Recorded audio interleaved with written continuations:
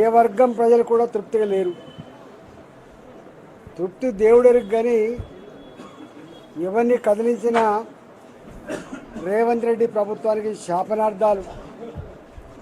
ఎప్పుడు కూలిపోతుందో ఈ ప్రభుత్వం అని చెప్పి ఏడుస్తూ ఉన్నారు. ఇది వల్ల పొద్దున్నే మల్కాజిగిరి నియోజకవర్గంలో ఆర్కేపురం చుట్టుపక్కల కాలనీలలో ఆ కాలనీ వాసులు పెద్ద మీటింగ్ పెడితే పోయినా 1965లో ఏర్పడ్డ కాలనీలు వెలిసిన అపార్ట్మెంట్లు ఇవాళ 22A కింద వేసింది సారు. మేము మా పిల్లలు ఏదైనా ఫారిన్ కంట్రీస్లో చదువుకోవడానికి పోతామని మా పిల్లల కోసం అని చెప్పి బ్యాంకు రుణం తీసుకుందామని పోతే ఇవాళ మీది 22A కింద ఉందని చెప్తున్నారు. ఇదేందని చెప్పి ఎంఆర్ఓ ఆఫీస్కి పోతే, ఆర్డీఓ ఆఫీస్కి పోతే, మున్సిపల్ ఆఫీస్కి పోతే ఇది ఇంతే, ఇవన్నీ కూడా అర్బన్ సీలింగ్ ల్యాండ్స్ అని చెప్పి ఇప్పటిదాకా చేసి వచ్చిన. అక్కడి నుంచి ఇక్కడికి వచ్చిన ఇవాళ రేవంత్ రెడ్డి గారు ఇదంతా ఏదో కుట్ర, ప్రతిపక్షాలు కావాలని చేస్తున్నాయని చెప్పి ఇవాళ బుకాయించే ప్రయత్నం చేస్తున్నాడు. ఇది కుట్రనా, ఇది బుకాయింపా, ఈ ప్రతిపక్షాలు చేసేటువంటి రాద్ధాంతమా? నీకు దమ్ముంటే ప్రజాక్షేత్రంకి వస్తావా అని చెప్పి నీ సవాల్ చేస్తా ఉన్నా. అట్లాంటి ఇష్యూ ఇలా పాలిటెక్నిక్ ఇష్యూ. జనరల్గా ఎస్ఎస్సి తర్వాత ఐటీఐ కోర్సు 2 సంవత్సరాలు, పాలిటెక్నిక్ కోర్సు 3 సంవత్సరాలు, ఇంజనీరింగ్ 4 సంవత్సరాల కోర్సు ఇట్లా ఉంటాయి. ఇవాళ బ్యూటీ ఏంటంటే, పాలిటెక్నిక్ కాలేజ్ బ్యూటీ ఏంటంటే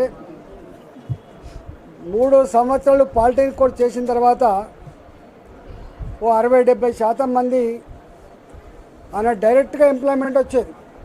కంపెనీలలో పనిచేయడానికి ఇంజనీర్ల కంటే కూడా ఎక్కువ ప్రిఫర్ చేసేది పాలిటెక్నిక్ విద్యార్థులు మాత్రమే. పాలిటెక్నిక్లో ఎలక్ట్రికల్ కావచ్చు, సివిల్ కావచ్చు, మైనింగ్ కావచ్చు, ఇట్లా అనేక కోర్సులలో చదువుకోగానే ఉద్యోగాలు వచ్చేది. పాపం కొద్దిమంది మాత్రం ఇంకా పై చదువుల కోసం ఇంజనీరింగ్ కాలేజీలో జాయిన్ అవ్వడానికి పోయేది. పాలిటెక్నిక్ పూర్తి చేసిన తర్వాత 2వ సంవత్సరంలో నేరుగా వీళ్ళకి కోటా ఉంటుంది, ఎంట్రన్స్ అయితే కోటా ఉంటుంది. దాని ప్రకారంగా ఇంజనీరింగ్ కూడా పూర్తి చేసుకొని మరింత నిష్ణాతులైనటువంటి టెక్నీషియన్లుగా వీళ్ళు బయటకు వస్తారు.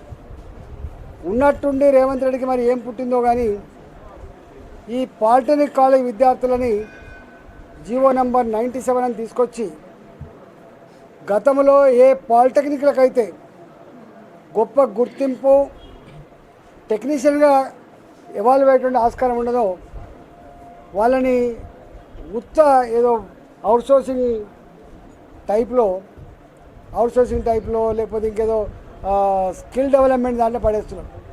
స్కిల్ డెవలప్మెంట్ అనేది చదువుకొని వాళ్లకు కొంత స్కిల్ డెవలప్మెంట్ చేయడం కావచ్చు, 10th క్లాసు లోపు చదువు పని చేసుకునే వాళ్ళకు ఫిట్టర్లుగా లేకపోతే ఎలక్ట్రీషియన్లుగా అదో ఏదో ట్రైనింగ్ ఇచ్చి చేసుకునే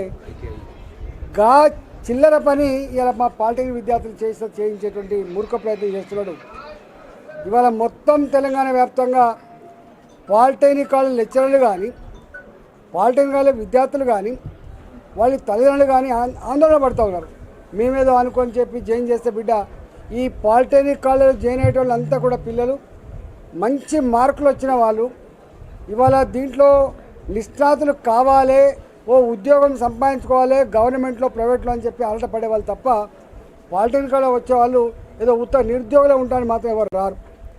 అట్లాంటి ఈ విద్యార్థుల్ని ఇవాళ జీవో నంబర్ 97 ఇచ్చి ఇలా స్కిల్ డెవలప్మెంట్ అనేటువంటి ఒక చిల్లర వర్డ్ తగిలిచ్చి వాళ్ళ గౌరవాన్ని తగ్గించే ప్రయత్నం చేసిండ్రు, వాళ్ళ గుర్తింపు రద్దు చేసే ప్రయత్నం చేసిండ్రు, వాళ్ళని డిమోరలైజ్ చేసే ప్రయత్నం చేసిండ్రు, వాళ్ళని రోడ్ల మీద పడేసింది. కాబట్టి ఇవాళ లెక్చరర్లుగా, పాలిటెక్నిక్ విద్యార్థులుగా వాళ్ళంతా కూడా ఆందోళన చేస్తూ ఉంటే ఇవాళ పోలీసులు సమస్యను పరిష్కరించాల్సిన గవర్నమెంటు 100 మంది పోలీసు వాళ్ళని పాలిటెక్నిక్ కాలేజీలలో విద్యార్థులు బయటికి రాకుండా, లెక్చరర్లు మాట్లాడకుండా ఇవాళ ఆంక్షలు పెడతా ఉన్నారు.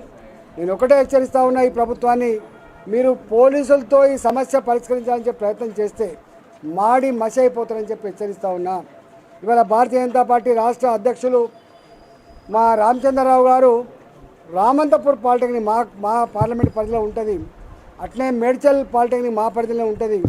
ఇవాళ పురాతనమైన చరిత్ర కలిగిన రామంతపూర్ పాలిటెక్నిక్కి ఇవాళ పోవాలి, విద్యార్థులతో మాట్లాడాలి, లెక్చరర్లతో మాట్లాడాలి, ఈ సమస్యకు ఒక పరిష్కారం రావాలని చెప్పి వారు ఇలా బయలుదేరుదామంటే హౌస్ అరెస్ట్ చేసిండు.